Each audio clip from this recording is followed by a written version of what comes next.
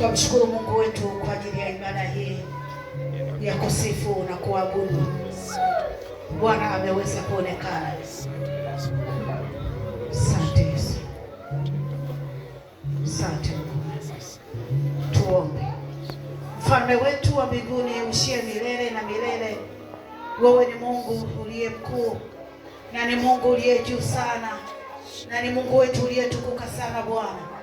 Ulipo wewe yote yanawezekana, na ndio maana tunakushukuru, tunasema asante kwa ajili ya kuwa pamoja nasi kwenye ibada yetu ya kusifu na kuabudu Bwana, kukuadhimisha wewe, kukusifu wewe kwa vinywa vyetu, mfalme mwema, kwa maneno yetu Bwana, kwa mioyo yetu yote mfalme, kwa akili zetu mfalme mwema. Tulikuwa na lengo moja la kukusifu wewe na kusema wewe ni Bwana ambaye unaiweza kuzidi kuishi milele yote, milele na milele, mfalme mwema, usiyefananishwa na jambo lolote, usiyelinganishwa na ufalme wowote, bali wewe ni Mungu na utabaki kuwa Mungu. Ndio maana mfalme utabaki kuwa Mungu wa kuabudiwa. Baba, tunakushukuru, tunasema asante mfalme kwa ajili ya utawala wako na mguso wako. Tunasema asante Bwana kwa ajili ya kusema nasi mfalme. Baba, pokea sifa na utukufu kwa ajili ya kanisa lako lote,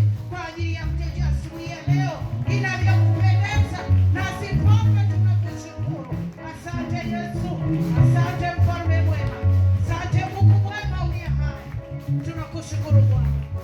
Asante Yesu, asante Yesu uliye hai, kwa jina la Yesu. Asante Yesu. Asante Mfalme. Asante Yesu. Asante. Mtumishi wa Bwana anasimama kwa ajili ya neno. Jina lako, kwa wema wako na utukufu wako, ni saa ya kwenda kupokea maneno yenye uzima kutoka kwako. Sema na kila mmoja wetu ambao umemleta asubuhi ya leo nyumbani mwako, nami nitumie kama chombo chako kwa ajili ya faida ya kanisa lako mahali hapa, katika jina la Yesu Kristo nikiomba na kushukuru, na watu wote na tuseme amen. Naweza kuongeza makofi na vigelegele kwa Bwana.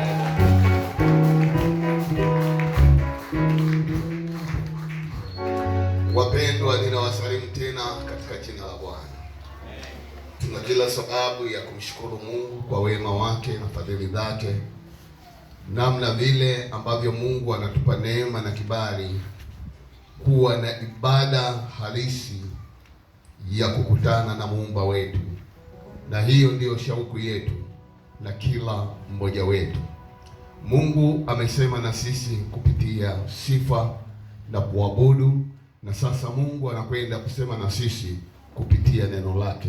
Mungu awabariki wanaprezi wote, wapiga vyombo, pamoja na kwaya na wahudumu wote kwa ujumla, namna ambavyo mmeweza kutupeleka mbele za Bwana.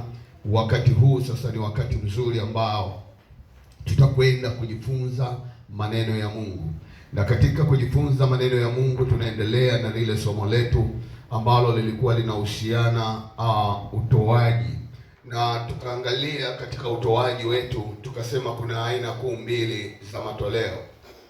Aina ya kwanza tulisema ni matoleo yanayohusiana na zaka, na tukaangalia zaka kwa undani, na tukaona zaka anaagiza Mungu mwenyewe kwa maana ni sheria. Tukaja kuangalia eneo la pili, dhabihu, ambalo ni matoleo ya pili ni dhabihu. Tukaangalia lile neno dhabihu kwa pamoja, tukaona neno dhabihu ni neno ambalo limekusanya vitu vingi ndani yake, aina ya sadaka mbalimbali, aina ya machangizo mbalimbali, aina za kiumisheni mbalimbali. Hayo yote yamewekwa kwenye fungu moja linalojulikana kama dhabihu. Tukaangalia kwa pamoja kwamba tulianza kujifunza kwa swala la sadaka, tukaangalia maeneo kama matatu namna hii. Eneo la kwanza kabisa tuliangalia juu ya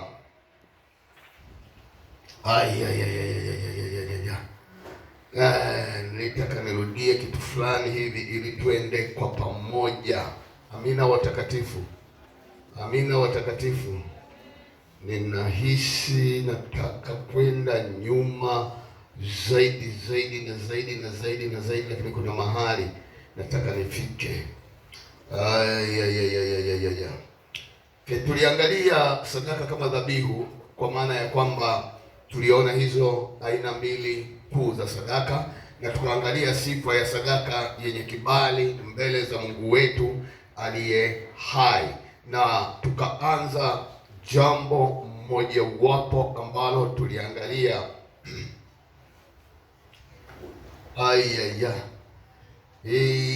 sadaka iliyonona. Tukaangalia sadaka iliyonona ni sadaka ya aina gani. Tukaangalia sadaka ya pili ni sadaka ya upekee. Sadaka ya upekee ni ya aina gani? Siwezi nikakwambia tena, maana tulishajifunza wale wanayekuja katikati ya wiki, Jumatano na Ijumaa. Tukaangalia sadaka ya tatu, kwamba sadaka unayoipenda, maana yake toa sadaka unayoipenda. Lakini pia tukaangalia kwamba kuna sadaka za aina tatu ambazo tukaangalia, kuna malimbuko, kuna nadhiri, kuna sadaka za upendo. Tukaanza na sadaka ya kwanza, sadaka ya malimbuko. Tukaangalia malimbuko ni nini kwa mapana na marefu kwa pamoja, na tulipoliangalia lile neno malimbuko tukaona ni agizo kutoka kwa Mungu mwenyewe. Tukaja kuangalia eneo la pili, sadaka za nadhiri ni sadaka ya aina gani kwa pamoja, tukaliangalia vizuri. Jamani, jina la Bwana libarikiwe. Tukaja kuangalia sadaka ya tatu, sadaka za upendo, ambalo tuliangalia kwa mapana na marefu siku ya Ijumaa. Ninashawishika nianzie hapo kwa sababu kundi kubwa halikuwapo siku ya Ijumaa, na mimi ninatamani sana twende kwa pamoja. Ukikwama ni kwamba ukwame wewe, usije ukasema nilikuwa sielewi. Kwa hiyo naomba nianzie hapo, sadaka za upendo. Tunapozungumzia swala la sadaka za upendo, Ijumaa nilisema zipo aina nyingi sana za sadaka za upendo, lakini natamani mimi niweze kuongelea baadhi ya sadaka sita. Zipo aina nyingi, lakini natamani tujifunze kama aina sita za sadaka zinazohusiana na upendo. Sadaka hizi sita tuliangalia, jambo la kwanza tuliona ni sadaka ya ibada takatifu. Sadaka ya pili tuliona ni sadaka ya shukrani.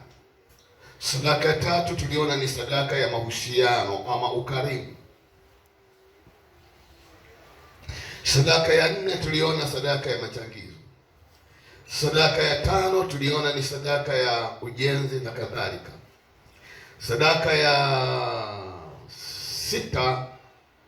sita tuliona sadaka ya umisheni. Na ashukuriwe Mungu, haya yote ndani ya kanisa tunayafanya, na kuna wakati tunaweza tusijue ina mahusiano gani. Tutaanza na sadaka ya ibada takatifu. Tunapozungumzia swala la ibada takatifu tunamaanisha nini? Ijumaa nilizungumza kwamba unapotoa zaka na malimbuko, maana yake tumewekewa sheria ya utoaji. Tunaposema tumewekewa sheria ya utoaji, maana yake ni Mungu mwenyewe aliweka sheria, na utatoa kulingana na sheria hiyo, zaka na malimbuko uliyoyapata. Lakini sadaka nyingine zote tulisema zinategemeana ama zinategemea mahusiano yako na Mungu, kuwa utoe kiasi gani. Maana hizi hazina kiwango. Nisikilize kwa makini. Zaka pamoja na malimbuko tunazitoa kulingana na sheria ambalo ni agizo la Mungu. Anawaagiza wana wa Israeli, anamwambia Musa, waambie mimi nimesema hivi. Lakini tunapokuja kwenye matoleo haya ya aina ya dhabihu, kwa maana ya sadaka baadhi nilizozitaja hapo, hizi sadaka hatuzitoi kwa sheria, tunazitoa kwa hiari yako wewe mwenyewe kutoka ndani ya moyo wako, kwamba nitoe kiasi gani mbele za Mungu. Hakuna sheria, ila ni wewe na Mungu wako, ama ni wewe na nafsi yako inavyoona. Tukasema sadaka hii hutolewa kila baada ya ibada inapofanyika, ni kama hitimisho la ibada la muamini mbele za Bwana. Tukasema kama Wakristo tuliookoka, ni vizuri tukaelewa, tunapofanya ibada ya aina yoyote lazima tuwe na hitimisho la utoaji wa sadaka takatifu mbele za Mungu. Maana yake muwe mmekuja kwenye kwaya ama praise ama maombi ama kwenye idara za aina yoyote, kusanyiko lolote ambalo lililenga kumfanyia Mungu wetu ibada, ni lazima tuwe na sadaka, hitimisho lake sadaka ya ibada takatifu. Ijumaa tuliangalia tukasema kwamba kuna siri kubwa katika sadaka hii ya ibada takatifu. Tukasema sadaka hii huwa inasema, lakini pia huwa inaelezea moyo wa mtu. Haitolewi sadaka kama sadaka iliyokufa. Inatolewa sadaka iliyo hai, na inayotolewa hiyo sadaka ina mahusiano kati ya mtoaji na kile kinachotolewa. Na kwa sababu tukasema kina mahusiano, sadaka hii huwa haiendi kibubububu. Sadaka hii huwa inasema ndani ya moyo wa mtu. Maana yake kama inasema, maana yake moyo wako wenyewe unaweza ukafurahi kwamba hapa leo nimembariki Mungu, na kuonyesha imembariki Mungu. Sadaka ile huwa inarudi kwa kusema ama kwa kuelezea moyo wa mtu, kwamba huyu mtu anampenda kiasi gani huyu Mungu hata akamheshimu kwa matoleo yake. Huwa yanaonekana kwenye utoaji wa sadaka ya ibada takatifu. Kwa nini neno takatifu siliachi?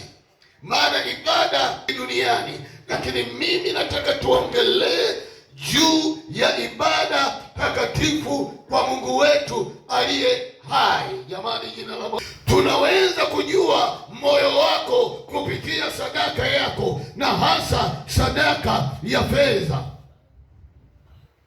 Tukasema kwamba sadaka inasema kiasi gani unajua na kumpenda huyo Mungu wako, kwa sababu unajua sadaka huwa inasema. Na tukasema sadaka ambayo huwa inasema, hasa sadaka inayohusiana na pesa, kwamba unampenda Mungu wako kiasi gani. Maana yake ule upendo wa kuonyesha unampenda kiasi gani Mungu wako huwa unaonekana wakati wa kwenda kumtolea sadaka ya ibada takatifu. Tukasema ni kama vile ambavyo tunao ndugu wengi na marafiki wengi, anapokuja mgeni nyumbani kwako, kuonyesha huyu unampenda kiasi gani, huwa hatuishii kwenye maneno, huwa tunaishia na kufungashia zawadi na kadhalika na kadhalika. Sasa inategemeana umempenda kiasi gani. Vile ulivyompenda na zawadi zake zinaweza zikawa ni kubwa. Maana yake inasema kwenye moyo wa huyu mtu. Tukaenda mbali zaidi kuhusiana na huyu Mungu wetu. Halo? Ili uweze kumtolea Mungu kwa viwango vya kiungu. Nikasema tunapozungumza kwa viwango vya kiungu, kiungu maana yake ni neno linalohusisha kwenye mambo ya roho, mambo ya kiungu, mambo ya kimungu. Maana yake tunatoa kwa maana katika uwepo wa Mungu wa kumwabudu Mungu wetu aliye hai. Maana Mungu yuko ndani yetu na sisi tuko ndani yake. Yule mgeni wetu, ndugu yetu Lukumai, aliweza kufafanua sana hili neno la kiungu. Mara nyingi tunapotoa hii sadaka, mara nyingi tunakuwa hatuelewi hasa mahusiano yetu ni tendo la kiungu. Jamani, jina la Bwana libarikiwe.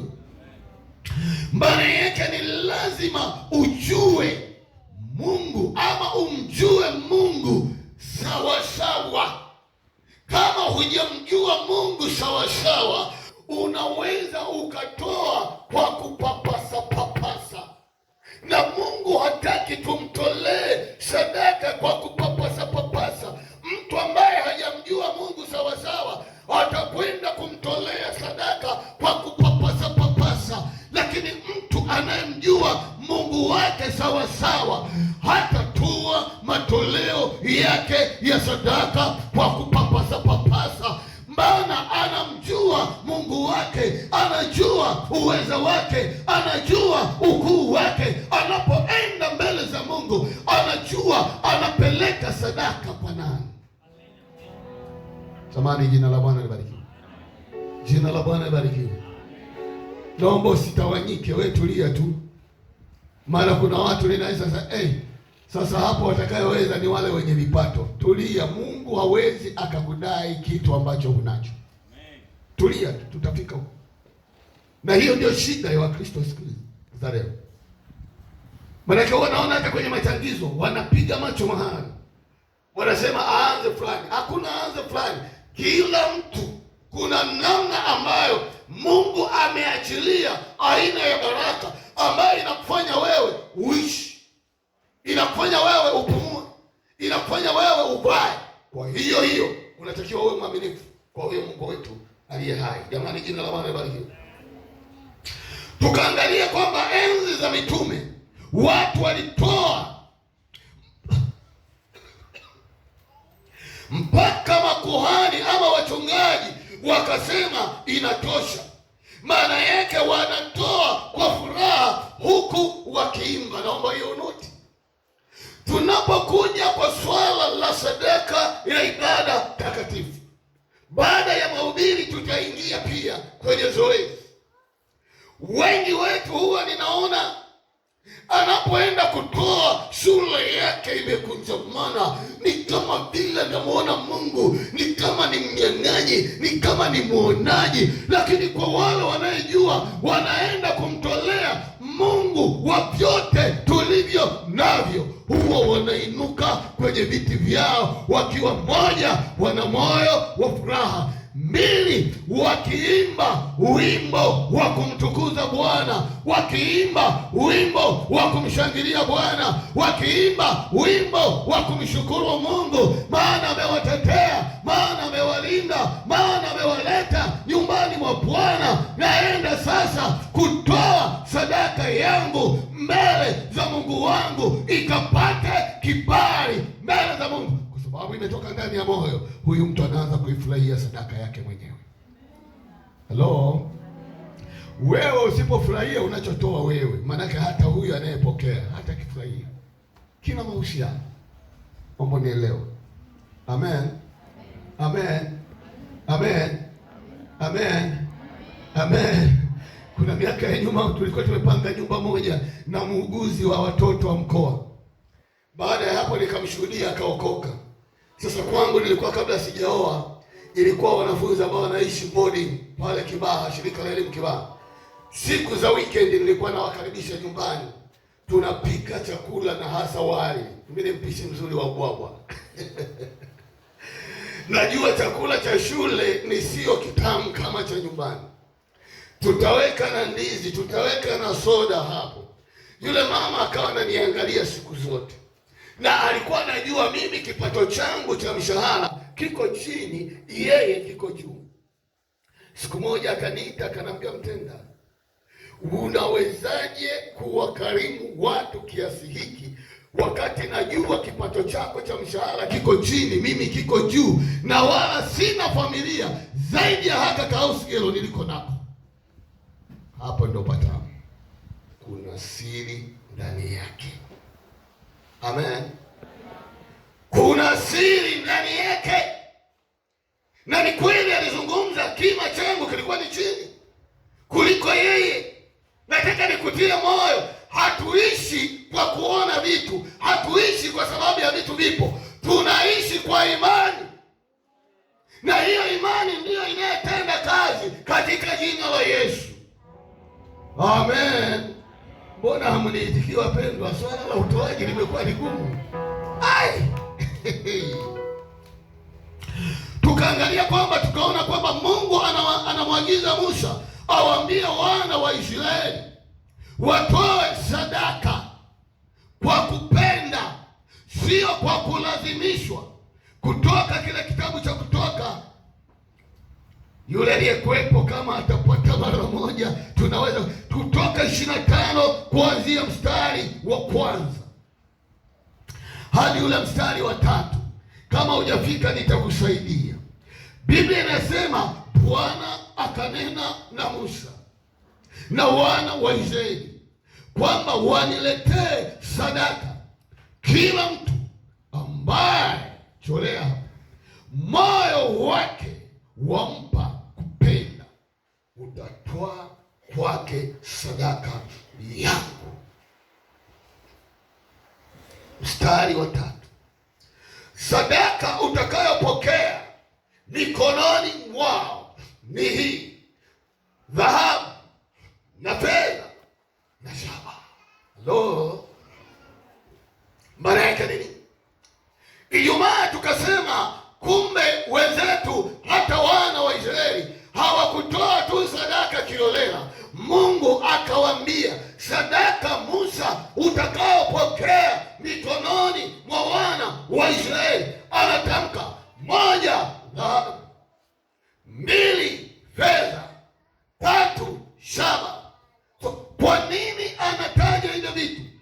Anavitaja hivyo vitu, maana yake ndio ulikuwa uchumi wao ambao uko kwenye mazingira yao.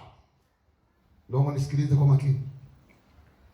Mungu hawezi akakudai utoe kitu ambacho hakiko kwenye mazingira yako. Sijui umenielewa? Halo? Kwa lugha nyepesi ni kama vile angekuwa naongea na sisi Mungu kwenye maeneo yetu ya pwani, hangeliacha mananasi, hangeliacha nazi, hangeliacha nini kingine? Mboga mihogo. Asante sana. Maana yake ni vitu ambavyo tunaishi navyo. Amina watakatifu, amina watakatifu, amina watakatifu. Na hicho ndicho ambacho nataka wewe nizungumze na wewe kuhusiana na neno la Mungu. Mungu hawezi akakudai vitu ambavyo haviko kwako. Maana yake kwa mwingine Mchaga anaweza akadharau mihogo, maana utamaduni wao wale wa zamani wanajua ukila mihogo unakufa. Lakini sisi kwetu mihogo ni mali, mihogo ni almasi. Kwa hiyo nikipeleka mihogo yangu kama sadaka, maana yake nimepeleka mali ambayo ningeliuza, ningelipata pesa. Jamani, jina la Bwana libarikiwe. Amen. Kwetu sisi tunajua nazi ni thamani, ambayo ningeichukua ile nazi nikaipeleka sokoni, ningeweza kupata mahela fulani, malaki fulani, lakini naamua kuileta nyumbani mwa Bwana. Maana yake ni ya thamani, maana yake imegusa moyo wako. Amina, amina, amina. Jamani, jina la Bwana libarikiwe. Asante uliyenitia moyo kwa kigeregere. Hata mama Ibeni leo amelala. Tukaangalia mambo ya kuzingatia katika utoaji wa sadaka hii. Tunapozungumza mambo ya kuzingatia katika utoaji wa sadaka hii, maana yake hatujitoleaji tu. Kuna mambo ya msingi, kuna vigezo vya kuzingatiwa, kuna vigezo vya kuangalia. Maana hatufanyi ili mradi tumefanya. Sadaka yangu, sadaka yako ina mahusiano kati kati yangu na Mungu wangu, ina mahusiano kati yako wewe na Mungu wako aliyo hai. Na kwa sababu ina mahusiano, kuna mambo ambayo yananitaka nizingatie namna ya kuiandaa hiyo sadaka, namna ya kuipeleka hiyo sadaka. Tukaangalia jambo la kwanza, usitoe sadaka kwa kulazimishwa na mtu au mazingira au kwa masharti.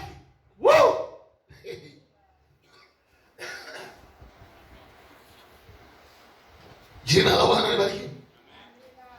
Jambo la kwanza, usitoe sadaka kwa kulazimishwa na mtu moja, ama usitoe sadaka kwa sababu ya mazingira, kwamba huna namna, hapa wamekubana, utaonekanaje, ngoja na mimi nikatoe. Ama unatoa yale mazingira uliyoyaona wakuone na wewe somebody fulani. Hayo mambo zingatia.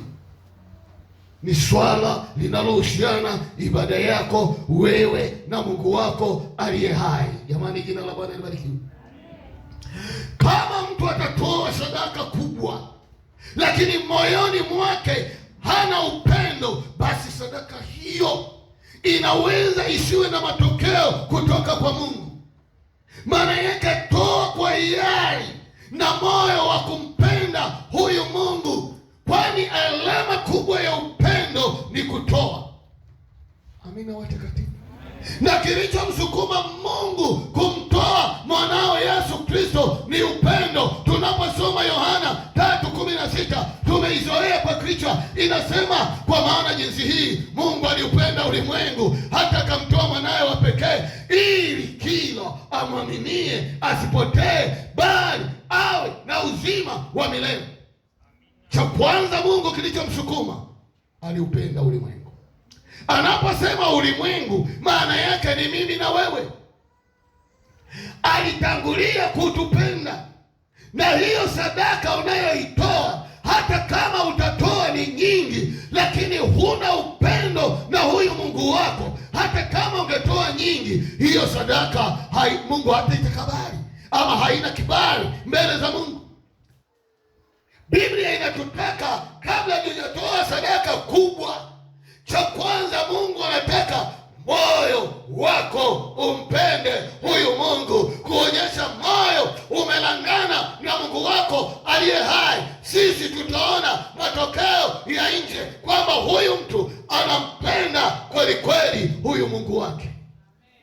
Amen, amen, amen, amen.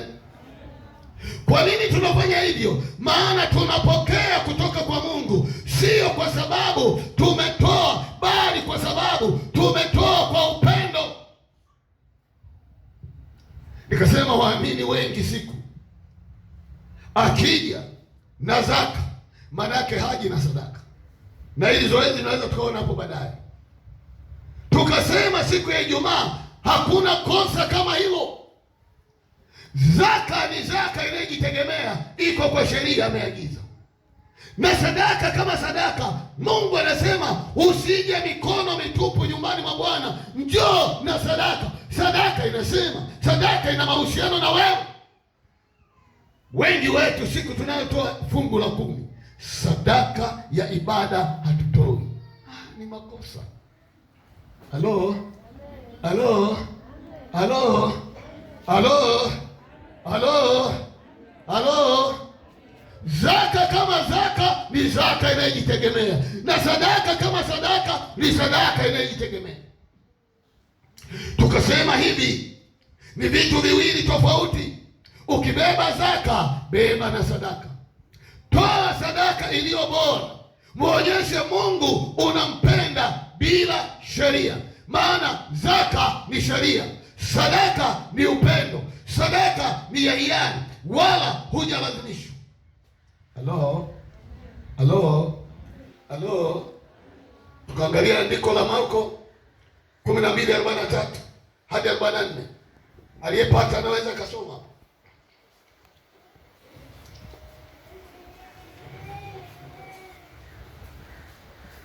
kwa sauti kubwa. Asante.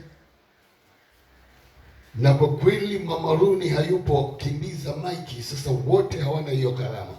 Marko 12 mstari wa 43 hadi 44. Marko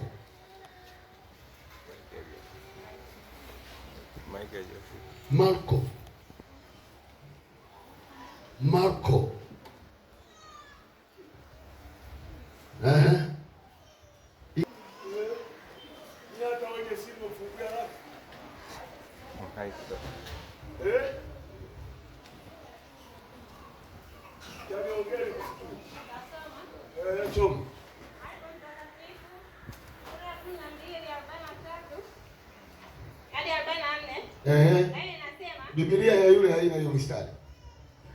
Naye nasema akawaita wanafunzi wake. Wewe kwa raha zake umshikie maiki, maana hapo atashindana na upepo.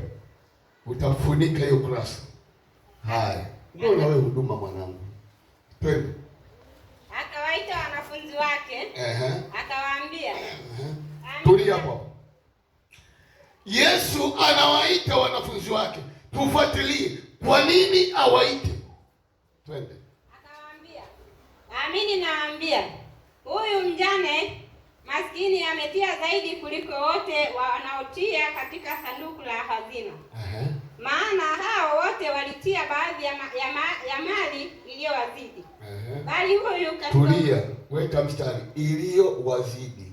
Maana yake hawana haja nayo, imezidi. Iko. Huyu katika yote alipokuwa navyo.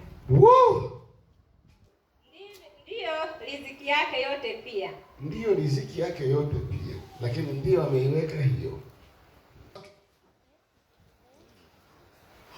Huweni wa kuona wale ambao wanazo, wanajua ndio watoaji wakubwa. Na Yesu alikuwa haangalii kiwango kikubwa cha sadaka, anaangalia uhalisia wa hizo baraka ambazo Mungu ameziachilia kwa huyo mtu, na huyo mtu amekuwa mwaminifu kiasi gani mbele za Mungu. Wakati Yesu anawaambia kwamba nawaambieni, huyu mjane huyu ametoa kuliko hao matajiri, nadhani kila mtu aliguna moyoni mwake. Sababu Yesu anazungumza nini? Huyu mjane maskini hana kitu, atatoa kuliko sisi. Amepata wapi? Kumbe Yesu anatafuta mahusiano ya sadaka ya uhalisia na moyo wa mtu anampenda kiasi gani. Yesu anasema, ninawaambieni, ile mnaona ametoa nyingi, lakini walitoa katika kile kilichokuwa yake. Hiyo ni kama haina kazi, iko pembeni. Hello?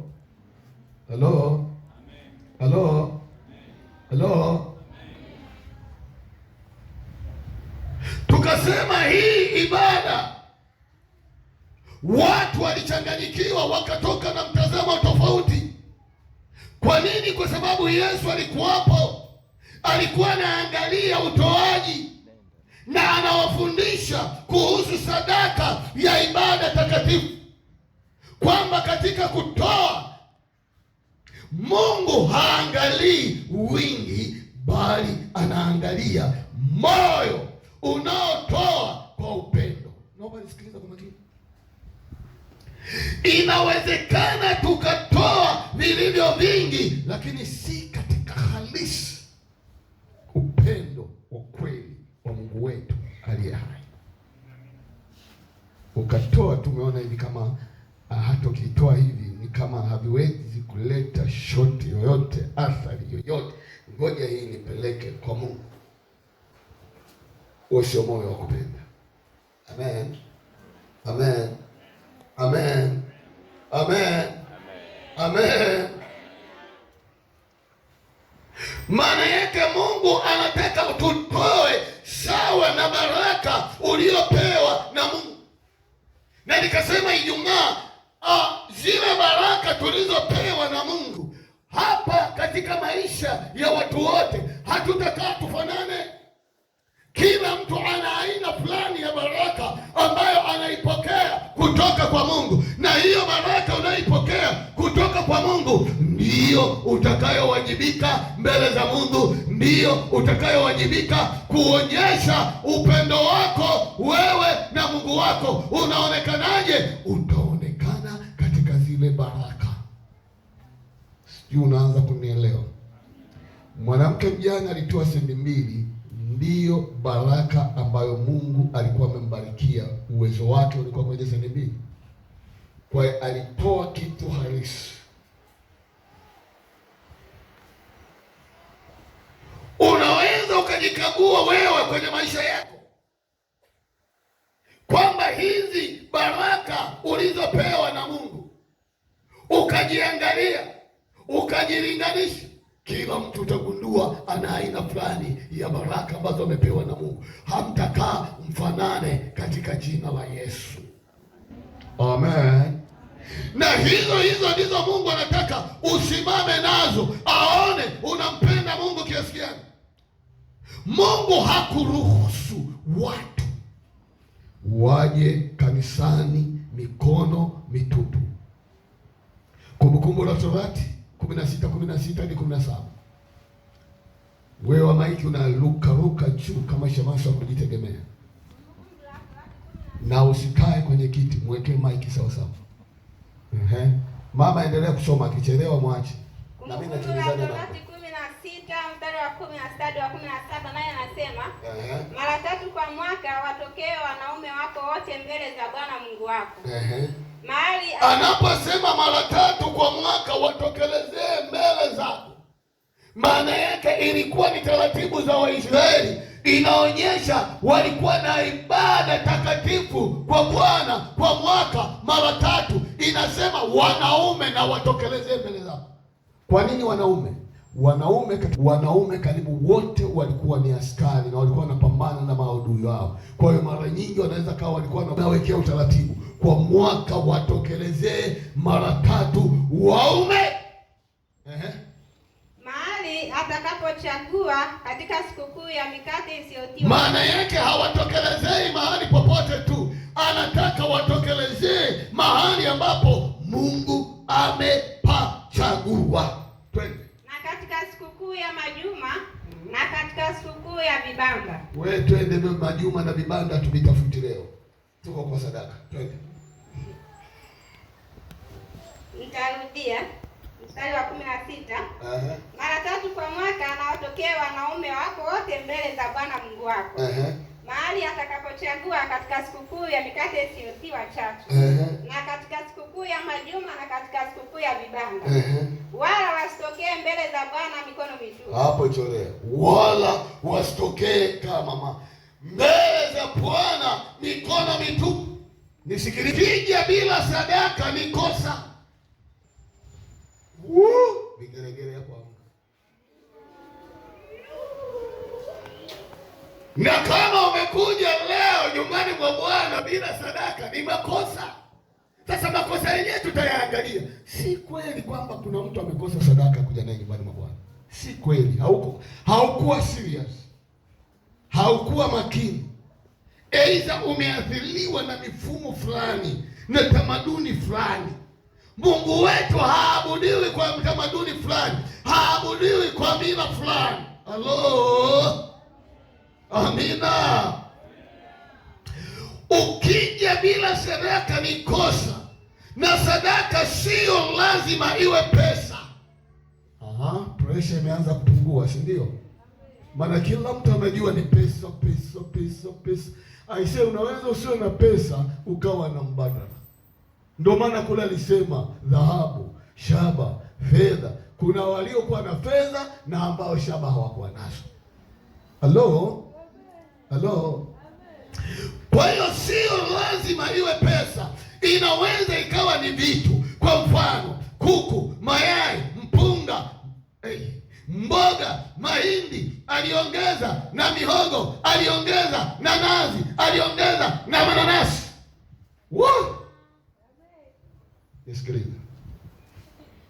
Hivi vitu kiondoa pesa. Kuna mtu anayesema nimetoka nyumbani kwangu sina hivyo vitu. Sijataja mbuzi wala ng'ombe. Nimetaja sana kuku wenye miguu miwili, si ndio? Halo? Maana hapa wengi mnafuga ng'ombe, sijaona malimbuko. Wengi mnafuga mbuzi, sijaona malimbuko. Wengi mnafuga ng'ombe na mbuzi, sijaona hata fungu la kumi. Hadi hapo kuna mtu anaweza akashindwa kuja, yaani anaweza akasema ni sina nikaja mikono mitupu nyumbani mwa Bwana. Unakuta kuna vitu tunavyo, tunaishi navyo kwenye mazingira yetu. Jamani, jina la Bwana libarikiwe. Jina la Bwana libarikiwe. Maana yake unaweza ukawa huna pesa, lakini ukawa na vitu ambavyo vimekuzunguka, viko vyako, yani vinakuhusu wewe. Tutaangalia kwa mbele. Mungu anataka utoe sadaka inayokuhusu wewe. Wangapi hapa wametokea KKT? Nyosha tu. Hata mimi mama yangu ametokea KKT. Sasa zamani zile mimi nilikuwa naenda KKT kuabudu, ni mwisho wa mwaka, mwezi wa 12. Maana alikuwa na tabia ya kupika ubwabwa, yaani ubwabwa na wali vinachanganya. Jamani, mimi nimetoka kijijini. Ukisikia kijijini, ubwabwa sisi kwa hatujui. Yaani kumbukumbu zangu, kuna mama mmoja alikuwa anauza ubwabwa kilabuni, anapima kwa kijiko kile chakula senti 5. Kwa hiyo ukienda kulima vibarua, unalima vibarua ili ukanunue kijiko kimoja cha ubwabwa. Jamani, tumetoka mbali. Halo? Sasa nikagundua kwenye kanisa la mama na anaenda kuabudu, sio la baba. Mwisho wa mwaka kwenye sikukuu Christmas huwa wanapika ubwabwa. Kwa hiyo tarehe hizo nilikuwa naambatana na mama yangu kwenda kusali. Sijaenda kusali ila najua kuna ubwabwa. Nikienda kanisani kwao nilikuwa na washangaa. Naona madhabahuni kule kuna mahindi. Na mahindi yale nayoongelea zamani, ile hype ni lefu hadi hapa, manene mahindi. Mara naona sijui nini. Nikamuuliza mamangu, yale mahindi kule madhabahuni yanafanyaga nini? Maana si tumezoea kwenye dini ya kwanza hakuna mtu atapeleka nafaka hizo. Ni hela. Na hela yenyewe utoi, maana ni kanisa la misaada.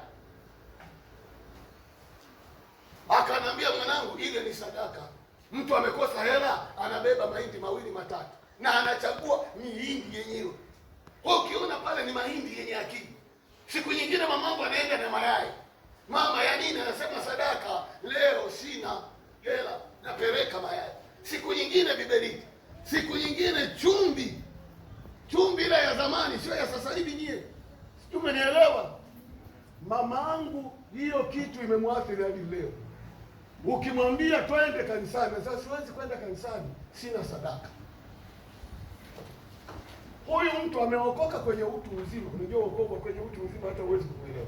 Siku nyingine unaongea naye sasa, mimi niliokoka nikiwa mtoto mdogo. Kaambia, wewe bibi wewe, mbona unatuchanganya na sana? Huyu mama yangu naye huyu. Leo mwambie aje kanisani, anakuambia siwezi kwenda kanisani mikono mitupu. Lazima mnipe sadaka. Na akipewa hela anatunza kwa ajili ya sadaka. Haji kanisani, anampwaga pale. Mke wangu, ambia sadaka hii mkanitolee kanisani. Kila siku. Hivi kesho Jumapili, ataingia ndani, anajua anakopita sadaka, analeta sadaka yake hapa. Yule ni mzee. Anagonga 161 sasa.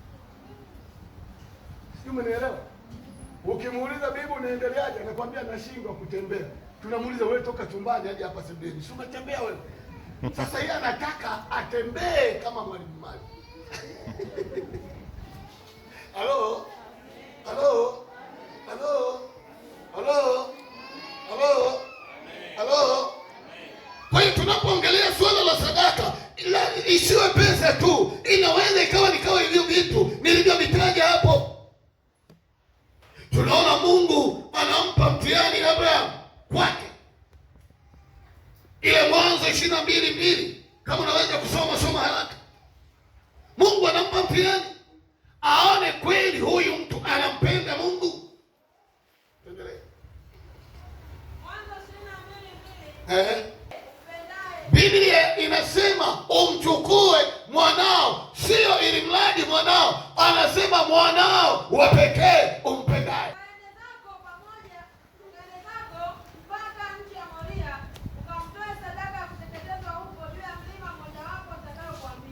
Kwa lugha nyepesi ni kwamba hatutoi tu ili mradi sadaka tumetoa. Sadaka unayotoa lazima iwe ni sadaka uipendayo wewe, inayogusa moyo wako. Hapo amina hamna? Haleluya! Tunadhibitisha upendo kwa kutoa, sio kuimba tu kanisani, sio kwa kuomba tu, sio kwa kusoma tu neno. Mungu alijua Ibrahim anampenda hata kuliko vitu, ili ajiridhishe, akampa mtihani. Ibrahim, nipe mwanao wa pekee umpendaye. Si kwamba Mungu alikuwa ajui. Hata kuna wakati si kwamba Mungu ajui kama unampenda, lakini Mungu anaweza akakupima kwenye hiyo unayoipenda, akakwambia nipe hiyo hiyo. Tuko kwenye utoaji wa sadaka ya ibada takatifu. Jamani, jina la Bwana libarikiwe. Jina la Bwana libarikiwe. Kuna watu wanapoenda wanapenda vitu hata kuliko Mungu. Hebu jipime mwenyewe. Je, Bwana akitaka kitu kwako utampa?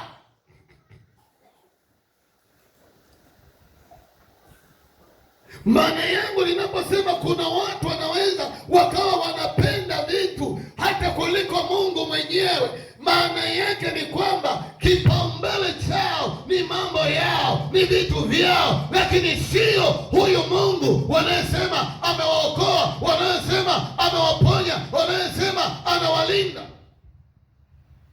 Tukaangalia kwa pamoja, hakuna mtu aliyemtolea Mungu akamwacha.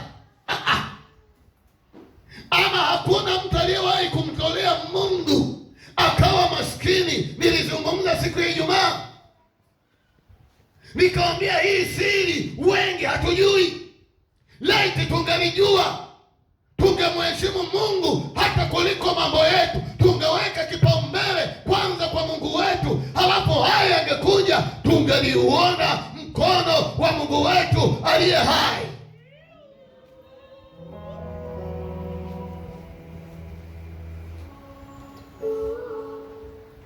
Wengine mnafanya biashara. Je, ulipofanya biashara ulijinyima ukapata kamtaji yako? Je, uliwahi kuamua kujinyima kwamba najinyima nimpe Mungu wangu sadaka nzuri?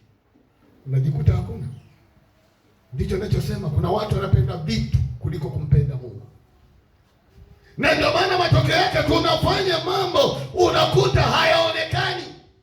Mara yanashuka, mara yanaibuka, mara yanafanya hivi. Na nilishawaambia nyie wafanya biashara, ukiniita nije niombee biashara, mimi siombeaji biashara inayekufa. Ninaombea biashara itakayokuwa na kupanuka, uendelee kumtukuza Mungu wako aliye hai. Na niliweka sheria hapa, nikamwambia nikiombea biashara ikafa, utajieleza, utaandika kurasa 3. Kwa nini? Kwa hiyo ilikuwaje? Mimi sio msanii, sio mwigizaji. Tumemuomba Mungu aliye wa kweli. Sio, umenielewa? Tuulizane. Wewe umemwibia Mungu? Wewe umemlagai Mungu? Wapi ambapo sio mwaminifu? Maana tunaposoma Mungu anabarikia kazi ya mikono yako. Kwa nini wewe uendelee kuyumba? Sawa, majaribu yapo, sawa, shetani yupo, lakini ametupa kuzishinda kila hila za huyo adui. Na wengine wajanja, mnafungua biashara mniiti kuombea, maana mnaogopa hayo maswali, lakini itakula kwako. Maombi ni muhimu. Kama mtu asiyeokoka akitaka kufanya jambo anaitwa waganga wa kienyeji, wanazindika kwanza. So wewe mtu wa Mungu uko wapi? Wengi nimeona mnahamia nyumba hata tuombei. Nakupa pole. Ndio maana kile ukiamka unakuta umechoka, mara mbavu zinauma, watakukandamiza wenzako. Pole sana. Halo? Lakini shetani anakudanganya kwamba ukitoa utafilisika, na kushauri kama ishivyo Mungu, uwekeza kwenye ufalme wa Mungu wetu aliye hai. Usipende kutoa sadaka za kupewa. Jambo la pili, Usipende kutoa sadaka za kupewa.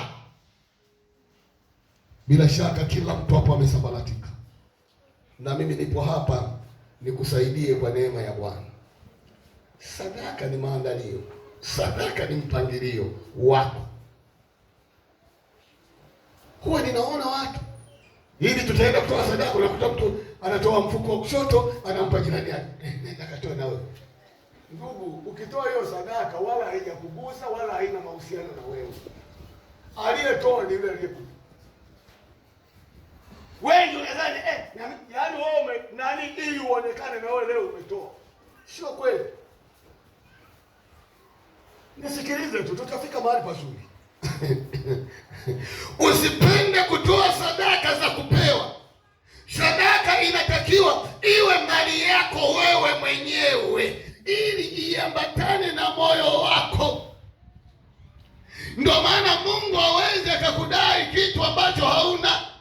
Maana yake anataka kwako iliyo mali yako, ambayo moyo wako umeandamana ama umeambatana na hiyo sadaka yako. Kwa nini? Kwa sababu sadaka inatolewa ndani ya mtu, sio nje ya mtu. Kuna hilo andiko nimelisahau tu, ningewasomea.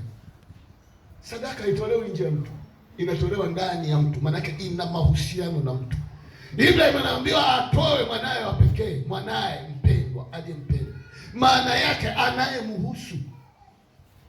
Tumenielewa? Halo, halo, halo, halo, halo, halo. Ukweli ni kwamba kitu cha kupewa huwa hakiumi. Tumenielewa? Kitu cha kupewa huwa hakiumi. Kitu cha kupewa au unaweza ukatumia ovyo. Kitu cha kupewa unaweza usitunze. Tumenielewa? Na hiyo ndiyo ambayo tumuombe Mungu. Kama kuna roho inatesa hasa bara la Afrika, ndio maana tunashindwa hata kuinuka. Unaweza ukawa na hela, tumenielewa, lakini nafasi ya kusimamia mradi unaotaka ufanye wewe hauna. Na kuna mtu ana nafasi ya kusimamia lakini pesa hana. Wewe unawekeza mamilioni hapo, unamwambia wewe simamia huu mradi, maana hajui ugumu ulioutafuta, hajui ulivyojinyima. Unamwachia huo mradi, haoni shida kutumia ovyo, maana haimuumi.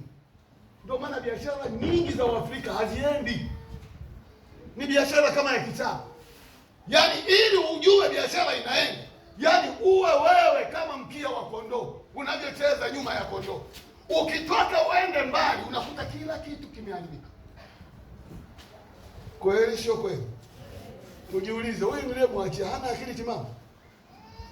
Shida ni kwamba hakuingia gharama, hakutaabikia, hakuenyekea, hajui ugumu. Anaona tu mamilioni, anaona yako pale, anatumia ovyo, maana haiwezi kumudu. Hiyo kitu ndiyo inayetuumiza, ndio maana hatuendelee. Halo? Halo? Halo? Kwa jina la Yesu, kama upo, mwambie Mungu nisamehe. Soma kwenye Biblia, hata yule alienda kuajiriwa kuchunga kondoo sijui mbuzi, akasema Mungu, ninaomba umbariki bwana wangu, maana ninajua utakapombariki bwana wangu ndipo na mimi nitatoka kimaisha. Yule mtu alitoka, hakutoka. Twende mbali ndugu zangu, sijui umenielewa? Umenielewa? Si kwa mama ntilia wala kwa mama ndogo, maana mimi nawasikiaga kwa mama ntilia yule unayemweka kusaidia kupika, yaani wana kijiwe chao. Bwana analipwa, lakini angalau kila siku aondoke na buku. Sasa hiyo buku anayeondoka nayo, wewe unaingiza faida kiasi gani? Sasa hiyo buku ameshaipigia ndani ya siku 31. Tuchukue tu 30. Maana yake ana shilingi ngapi? Ana 30,000. Naona mlipa shilingi ngapi? Halo?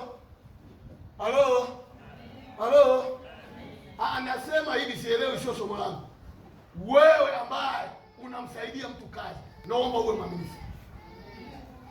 Naomba uwe mwaminifu katika jina la Yesu. Naomba uwe mwaminifu. Sio, umeelewa? Mogasa anaelewa sio? Unajua Mogasa yaani badala ya yeye halale lakini halali. Mogasa saa 9 ameamka. Sasa akiamka saa 9 na wale anaishi nao anataka waamke na wao. Kwa nini? Anapotakiwa apeleke maziwa na mboga zifike saa 11. Sasa wewe unapoamshwa unasema mimi huyu mzee ananionea sijui nini na nini. Sio nini na nini, ndio staili aina ya uchumi aliyouchagua bosi wako. Mmeelewana? Unakuja unaanza kulala. Wewe ukipeleka zaidi ya hapo umewachelewesha na wale tu. Umeelewa? Sasa limoja lilikuwa ni dishi la kwa Mogasa. Lilienda lilichelewesha mboga. Wakalikamata huko. Wakasema huna adabu. Utaosha mboga mwenyewe, utakata mboga mwenyewe. Huku Mogasa naye anamsubiri arudi kusafisha bali. Jamaa wamekamata weka pikipiki njiani. Nikasema safi sana, akili zilitoka. Unajua kuna majitu sisi tunakimbia na yeye linatembea taratibu. Hivi kuna mtu kisha kweli akupe kazi akuonee tu hivi. Unajua kuna vitu nyinyi hamuelewi nyinyi. Kuna huyo hapo kitani anauza bisaa. Wale wanaemfahamu. Si umeelewa? Anachuma mchana anazunguka anachuma. Saa 12 saa 1 anapeleka Kariakoo. Akipeleka kule saa 1 asubuhi amerudi yuko hapa anaenda kuchuma. Sasa so fikiria. Anaenda saa 1 jioni ama saa 2 jioni. Arudi saa 12 au saa 1 asubuhi kesho yake. Je, alilala kule Kariakoo na saa 12? Sasa soko linapanuka. Naomba nisikilize.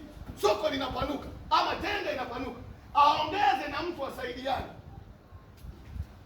Na kuambia hapa bwana zunguruka chuma, tafuta msa.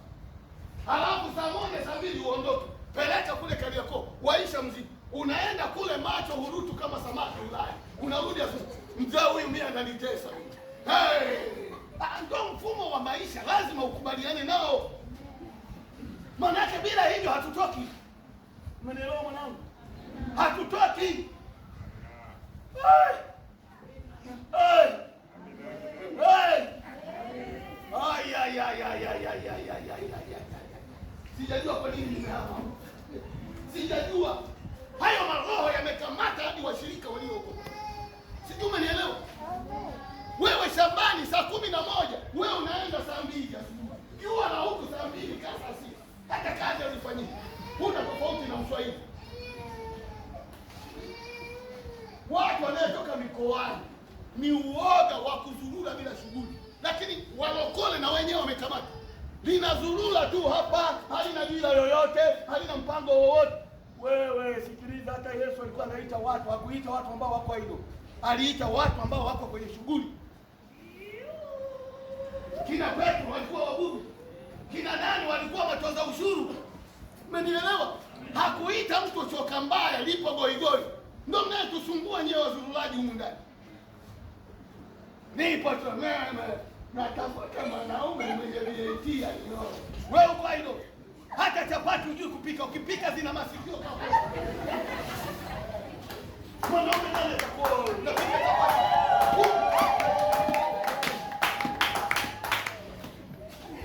Muone kwanza.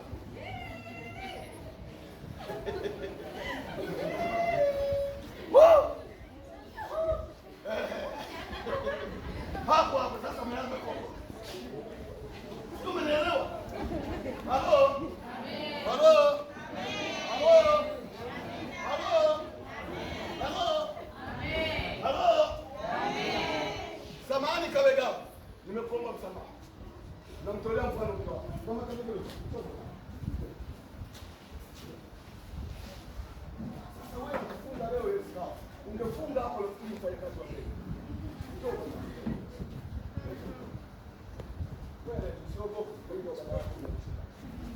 Jamani, huyu aliokoka akiwa kabinti. Alikuwa anachakalika. Umenielewa? Huyu alikuwa anatembeza, anachumua machungwa sijui wapi, anatembeza kule maili moja. Anapita nyumba kwa nyumba, anauza machungwa yake. Anasema baba nashukuru leo yameisha mapema. Anarudi kwenye sie. Kweli sio kweli? Akaanza na kujumua. wanaingia katu. Kwa nini? Mapapai hebu ndio mapata.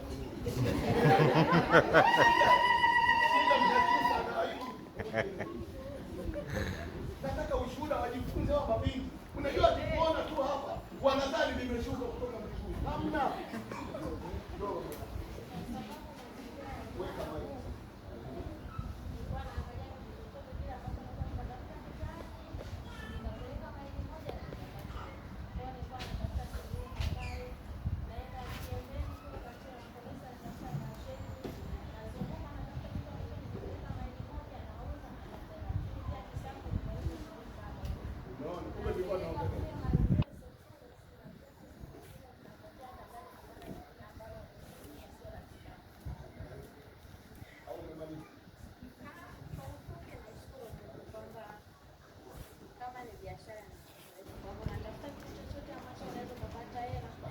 Sasa mwanangu, ngoja tulia tu, usiogope, mimi nakulinda na nimeomba kibali, msamaha kwa kujua wakati unahangaika hivyo. Shangazi yako alikufukuza pale nyumbani? Jamani, wakati anahangaika alikuwa anakaa kwa shangazi, sio? Umeelewa? Akaona nimpunguzie mzigo kwa shangazi, nikifanya shughuli hapa, nimeosha nyumba na nini, sijui nyumba ipo, ngoja nitafute na mimi hela, sijui. Umenielewa? Mama anachakalika akiwa msichana, sijui. Umenielewa?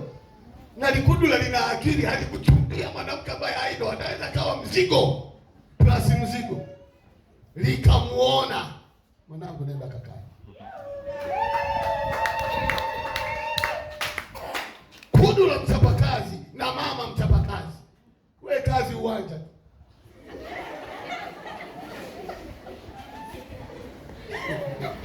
Utamuua baba wa watu kabla ya wakati wake.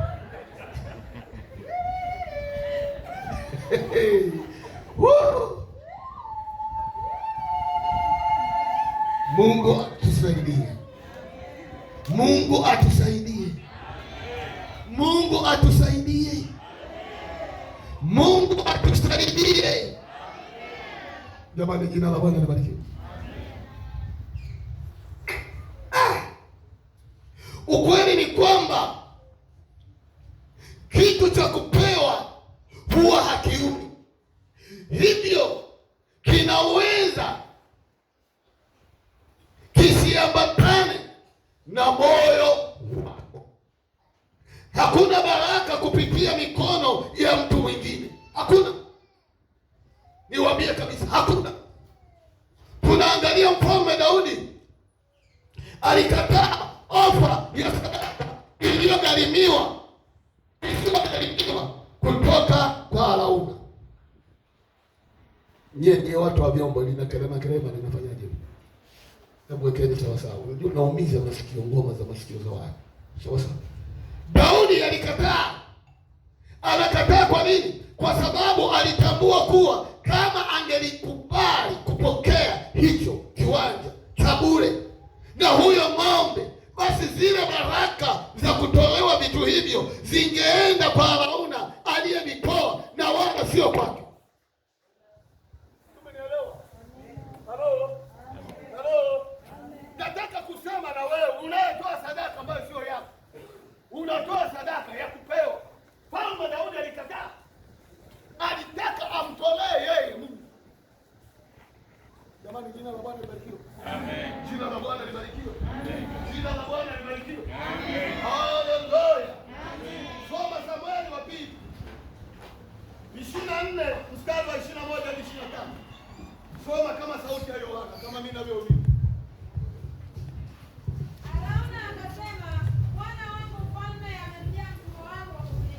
Arauna akasema, Bwana wangu na Mungu wangu, tumishi wangu umekuja kwangu kwa ajili ya nini? Maana ni huyu Arauna ana mambo yake, ana mali zake, ana vitu, Mungu amembariki. Anashangaa tumishi wa Mungu Mfalme Daudi ameenda kwake na sheria ya zamani. Mfalme akija ni kama chifu, mnampa vitu, akisema hili mnampa hili. Daudi alijua Daudi akasema, makusudi ninunue kwako, kusudi kwenda kwa Arauna, ili nimjengee Bwana madhabahu, ili kwamba zamu ipate kutuliwa katika watu. Arauna akamwambia Daudi, Bwana wangu mfalme na akitwaye, akatolea yaliyo mema machoni pake.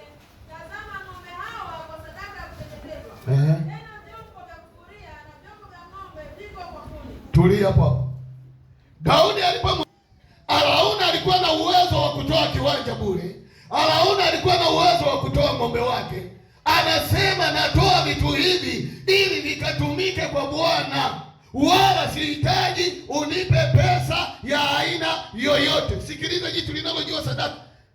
Na Daudi alitaka amtolee Bwana sadaka. Ndio maana nikamwambia sadaka inaweza isiwe pesa, inaweza vikawa vitu. Endelea. Mimi Arauna nakupa wewe mfalme.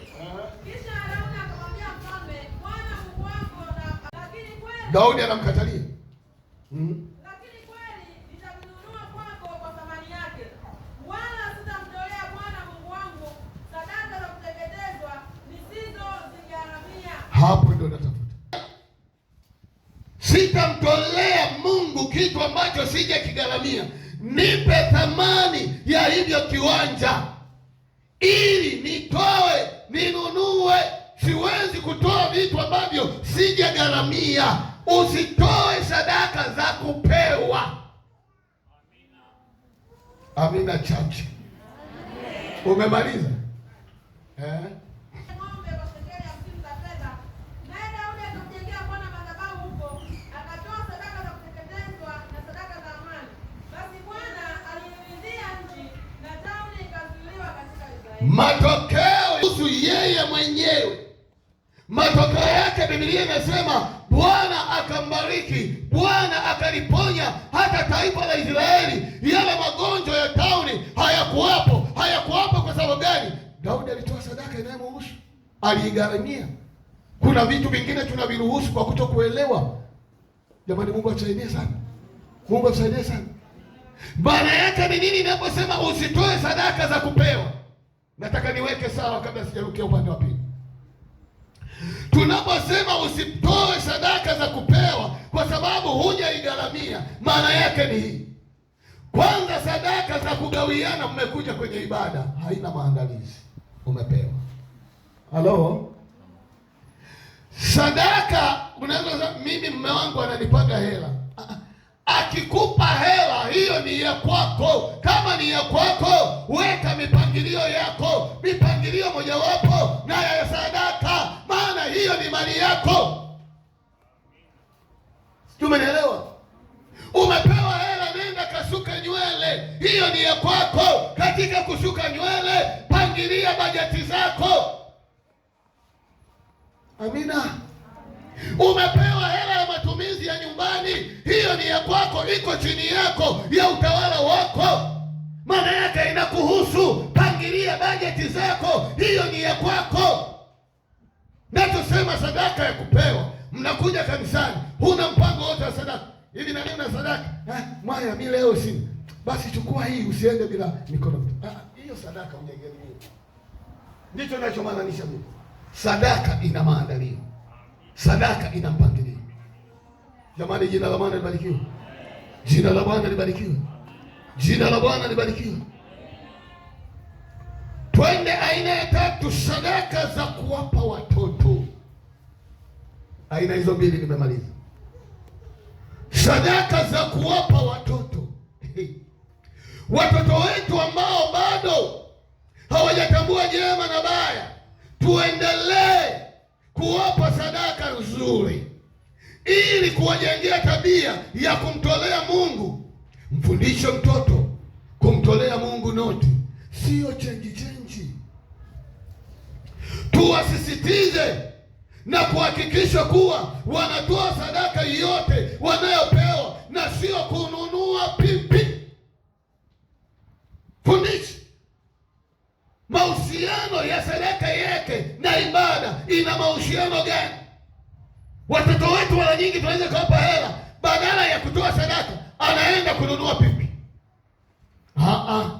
Hello? Ni jukumu langu, ni jukumu lako. Tuiandae hii mbegu nzuri, tuandae huu moyo mzuri. Sawa sawa wapendwa. Tuambie kuwa sadaka ni mali takatifu ya Mungu, na hivyo haitakiwi kupunguzwa. Ukisoma Matendo ya Mitume 5:1 tunaona kina Anania na Safira walipunguza sehemu ya sadaka. Walipopunguza, kuna mambo yaliyowapata. Leo hatuwezi kufa kama wakati ule, lakini kuna mambo fulani ya kiroho utaona yanaanza kusinyia polepole. Ukiambiwa hiki uelewi, mambo ya Mungu uelewi vizuri, shauku ya Mungu inakuta inatoka, ni kama unakuja kanisani kwa kulazimishwa, unajikuta sasa unaanza uongo, unaanza chenga. Wow! Naomba niangalieni. Mtu mwenye mahusiano mazuri na Mungu huwapenda watu wa Mungu. Kuna watu hapa hawana marafiki na wenzao waliookoka, wana marafiki na watu ambao hawajaokoka. Nina swali fulani. Kuna siri nyingi wanaelewa watu wasiookoka, wenzako waliookoka hata uamini. Kuna shida. Na nikwambia huko kwenye hatari. Na utavutika tu huko. Utavutika tu. Maana hata Biblia inasema watu wawili hawawezi kutembea pamoja wasipokuwa wamepatana. Sina maana tuwachukie, lakini kuna mipaka. Si umeelewa? Kuna mipaka. Haya, muangalie mwenzako kushoto na kulia. Mwambie mwenzangu, kanisani rafiki yako nani? Asikudanganye kwamba mimi wote waliokoka rafiki zangu ni muongo, atakuwa muongo. Huwezi kuwa marafiki wote. Huna maadui, lakini kuna marafiki wa karibu. Kiasi ambacho hata umeenda Kariakoo atajua huyu fulani leo ameenda Kariakoo. Mama moja ana tabia ya kukumpuka. Anakumpuka, mimi nauliza, mama moja yuko wapi? Sasa akili yake huwa haondoki bila kuaga kwa mama mchungaji. Anasema aliniambia, anasema amekimbia mara moja Iringa. Sijui kalikwenda kakarudi. Hapo wewe ndio unamsifia mama moja na akili. Lakini unauliza huyu, sasa mimi sijui. Unauliza huyu, mimi sijui. Unauliza huyu, mimi sijui. Unauliza huyu, mimi sijui. Umenielewa? Halo? Mimi nimshukuru Mungu kwa ajili ya nani? Matutuli. Unajua wiki mbili zilizopita nimemsumbua hadi mama Mogasa. Nikataa kupigia na kudu. Nikamwambia nyie, mbona nani? Huyu sijamuona kabisa hata barabarani. Sijui ni Mogasa ni nani, akasema, leo nimekutana naye barabarani. Maana yake moyo unauma. Ndugu yako mliokolewa katika damu ya Yesu, humuoni, wewe umerelax. Nikamwambia mfuatilieni, yuko wapi? Sijamuona. Ashukuriwe Mungu, Jumapili ile nikamwona huyo anaingia kanisani. Nikasema jina la Bwana libarikiwe. Lakini moyoni nilikuwa nawiwa. Wewe unawiwa na nini? Halo? Halo? Ukristo wapendwa una madai. Sitaki niende huko. Turudi kwenye pointi yetu. Jamani, jina la Bwana libarikiwe. Jina la Bwana libarikiwe. Jina la Bwana libarikiwe.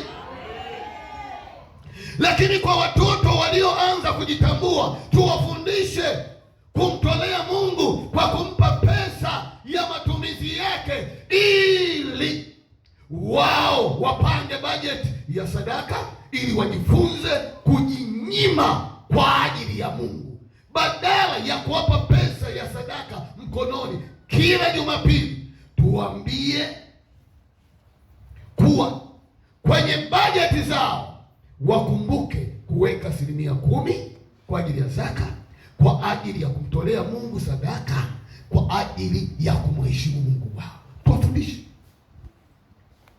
Na hii miaka karibuni naona watoto wengi sioni zaka zao. Huko nyuma zaka za watoto nilikuwa naziona. Maana yake sisi wazazi tunafeli, hatujawafundisha. Niongee na nyewe wazazi, hatuwapagi pocket money hawa watoto. Halo? Halo? Halo? Halo? Halo? Ijumaa nikawachekesha. Nikamwambia hakuna mwanauchumi mwenye mahesabu miongoni mwa watoto wote wana mahesabu watoto wangu, lakini ima ni kiboko. Yaani Ima mnaweza mkahangaika kwenye simu yake, anaweza asipungue na laki na kuendelea. Unamuuliza wewe unapata pesa? Si zile mnazonipaga. Mimi naweka akiba, natumia kidogo, naweka akiba. Ima anasoma hapo Kasinda sekondari. Weekend nilimwambia ruhusa wewe anarudi. Akirudi anakuja na nguo za wenzake wanafunzi. Vipi? Anasema nimekuja kuwanyooshea. Umewanyooshea bure? Anasema niwanyooshea mimi bure, wananipa hela. Ili muone mkimya kija, lakini ana bajeti zake. Anasema mimi na Ima hatumii hela yake ambayo anajua ni haki ya mzazi amhudumie. Atawaambia mimi sina hiki na hiki, lakini kwenye akiba yake ana hela. Amepangilia. Ijumaa nikawachekesha. Likizo mwezi wa 12 karudi, anasema naenda Kariakoo nikanunue nguo. Ana hela kwenye simu. Sasa alipoenda kurudi mwanangu, kanunua suruali kuanzia huku ni mpana lote.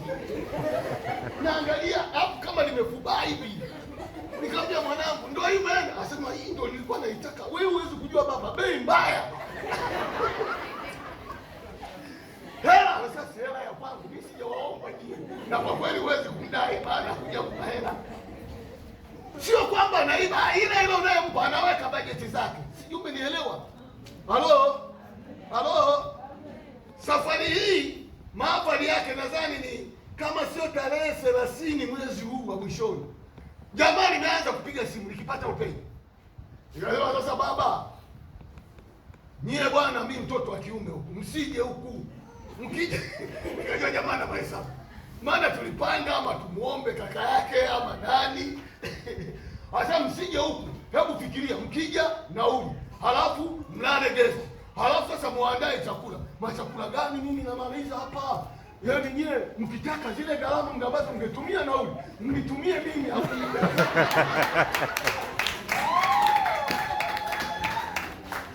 Nikasema hili jamani na mahesabu ya ajabu. Yaani nimeshapiga mahesabu.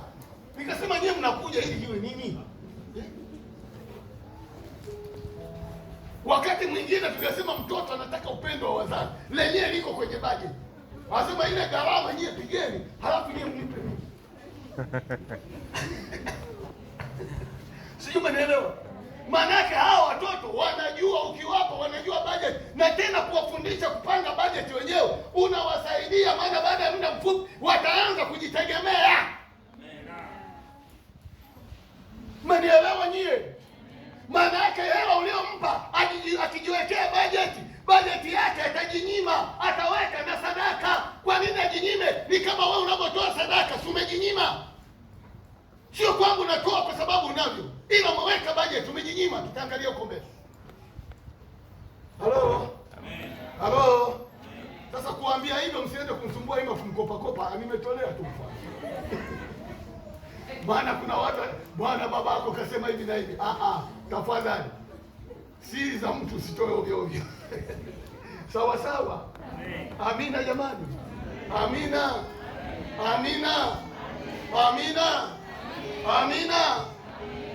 Maanake wafundisha waweze kuelewa na wao. Sasa kanuni ya sadaka hii, naomba nimalizie. Kanuni ya sadaka hii, 1, pangilia nyumbani, usifanye kushitukiza. 1. Kanuni ya sadaka hii, ipangilie ukiwa uko nyumbani. Tunaona utapangiliaje? Wengine wanapangilia kwa mwezi, wengine wanapangilia kwa wiki. Inategemea kila mtu aina ya baraka vinamtokeaje. Mimi napotoka nyumbani kwangu, ninajua naenda kutoa sadaka kiwango gani kwa Mungu wangu. Siji kupangilia hapa. Ndio maana unakuja wengine kiingiza mfukoni, anazichekecha humu, na wengine wamesomea hela, akishika hivi anajua ni 500, hii anajua ni buku, anajua hii 5,000, anajua hii ni 10,000. Kwa hiyo anachukua 1,000. Kuna mahali mtu alikosea kupapasa kule. Kumbe noti 10,000 ilichoka akafikiri ni buku. Akatoa 10,000, anakuja kushitukiwa kwenye kikapu cha chombo 10,000. Baadaye anarudi anasema nilitoa sadaka, naomba mnipe change. Na kama unayo tabia hiyo, marufuku kuanzia leo. wewe sadaka yako iangalie huko huko. Wewe unatoa hapa afu unakuja kuomba change. Hiyo sadaka haina maandalizi. Tutakuaminije kwanza? Nikagundua huyu jamaa hakupanga kutoa hiyo 10,000. Ila aliyopangilia akakosea kuishika, kaichomoa 10,000. Kwa hiyo akaenda kudai change. Yule mtu wa fedha akamkatalia. Ndugu, kesi kaja hadi kwangu. Nikamwambia jamani, mpeni isiwe nongo, asije akafa kiroho bure. Tatizo ni nini? Hajapangilia. Pangilia nyumbani, usifanye kusitukiza. Isiwe kama ajali kwamba unakwenda kutoa sadaka. Panga bajeti yako mwisho wa mwezi kwa wale waliofanya kazi, kwa wafanyakazi walioajiriwa. Kwa mfano, mwezi unajua una jumla ya Jumapili 4. Unaamua sasa kuweka bajeti yako. Naposema kuweka bajeti, kwenye vitu vingine si tunawekaga bajeti, na sadaka mnaiwekaga bajeti. Ndio tunapofeli. Unapoweka kwenye vitu vyako vingine bajeti, weka bajeti na ya sadaka, wala hutapata shida. Halo. Kwa mfano, mwezi una Jumapili 4. Unaamua kila Jumapili nitatoa sadaka yangu shilingi ngapi. Ijumaa nikatoa mfano, kama ni 10,000 ama ni 5,000 ama ni 2,000 ama ni 3,000 ama ni 1,000. Kwa hiyo kwa mwezi maana yake kama ni 10,000 naweka bajeti ya 40,000 na inakaa kwenye bahasha yake. Hiyo sigusi, iko kwa sadaka.